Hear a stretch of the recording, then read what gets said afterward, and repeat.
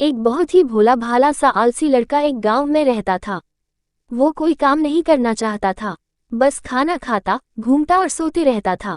एक दिन उसे किसी ने बताया कि एक आश्रम है जहां पर कुछ नहीं करना पड़ता है और हर दिन 2 समय का खाना और नाश्ता मिलता है। तुम वहां पर जाके रह सकते हो। उस आलसी लड़के ने सोचा कि ये तो बहुत ही बढ़िया है और वो उस आश्रम में जाकर रहने को सोचा। और फिर वो भोला भाला आलसी लड़का अपना सारा सांसारिक जीवन छोड़कर उस आश्रम में जाकर रहने लगा।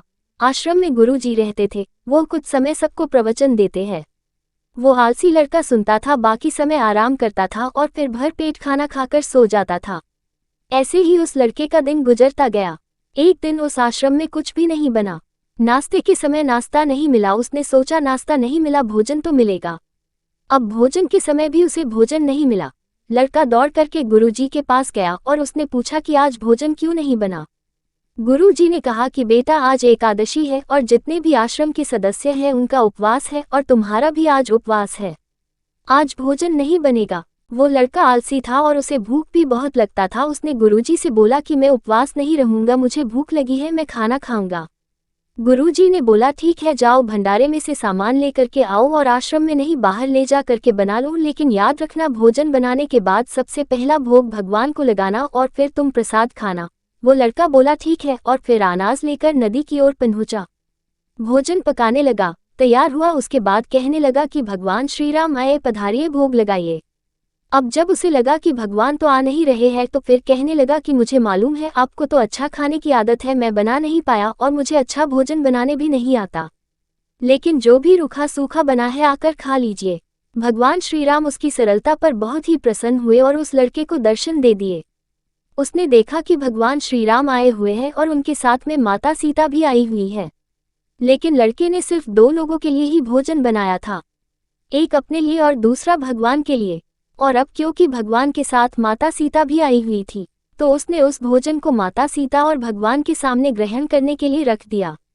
भगवान श्री राम और माता सीता ने भोजन किया और उसके बाद जब वो जाने लगे तो ये भोला सा आलसी सा लड़का बोला कि प्रभु आप आए, दर्शन दिए, बहुत अच्छा लगा, मुझे खाने को कुछ नहीं मिला, लेकिन कोई बात नहीं, लेकिन आपसे एक विनती है कि अगली बार जब आप आएंगे तो कितने लोग आएंगे ये बता दीजिए, ताकि मैं उतने लोगों के लिए भोजन बनाकर रखा रहूं। भगवान श्री राम मन ही मन मुस्कुराए और फिर अंतर ध्यान हो गए। लड़का आश्रम गया, दिन बीतता गया और फिर एकादशी का दिन आया और इस बार उसने 3-4 लोगों के लिए अनाज लेकर के खाना बनाने के लिए नदी के किनारे पहुंचा और उसने बड़ी प्रसन्नता से भोजन बनाया और इंतजार करने लगा कि प्रभु आएंगे और भोग लगाएंगे। इस बार लड़का देखता है कि भगवान श्री राम पूरा राम दरबार ले करके आए हैं, जैसे माता सीता, लक्ष्मण, भरत, हनुमान जी और सभी लोग आए हैं। लड़के ने 3-4 लोगों का भोजन बनाया था और इस बार भी भोजन कम पड़ गया। लड़के ने निराश होकर भोजन को प्रभु के आगे रख दिया। उन्होंने भोजन किया और फिर चले गए और इस बार भी लड़का फिर से भूखा रह गया। अब लड़का फिर आश्रम गया, दिन बीतता गया और फिर एकादशी का दिन आया और इस बार गुरुजी से कहने लगा कि गुरुजी, मुझे इस बार थोड़ा ज्यादा अनाज चाहिए। गुरुजी सोचने लगे कि यह इतना सारा अनाज का करता क्या है, कहीं इसे बेचता तो नहीं है। फिर उन्होंने कहा कि ठीक है, भूख से परेशान रहता है।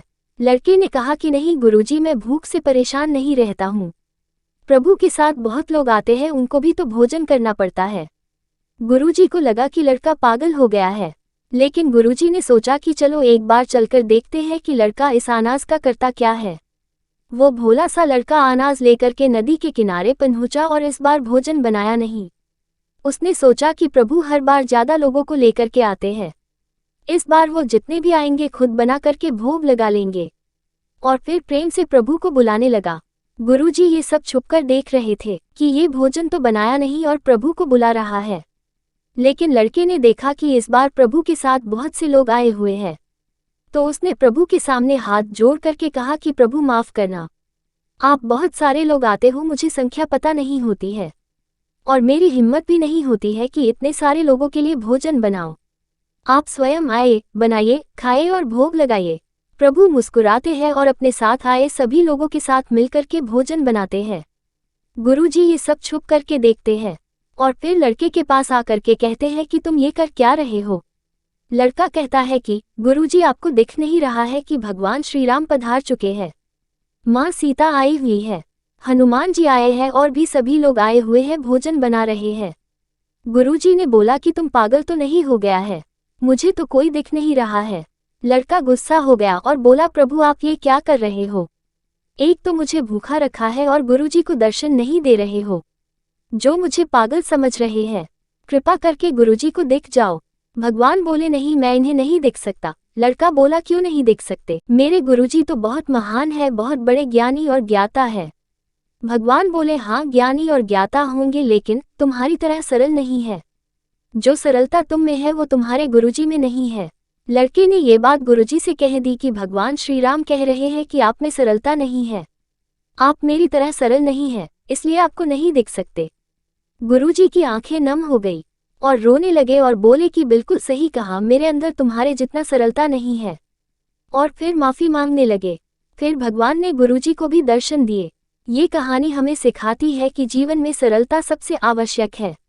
जितने सरल बने रहेंगे उतना ही जीवन में आगे बढ़ते चले जाएंगे। जब आप सरल होते हैं तो आप खुद भी मुस्कुराते हैं और दूसरों को भी मुस्कुराने की वजह देते हैं। दोस्तों, आपको ये कहानी कैसी लगी है?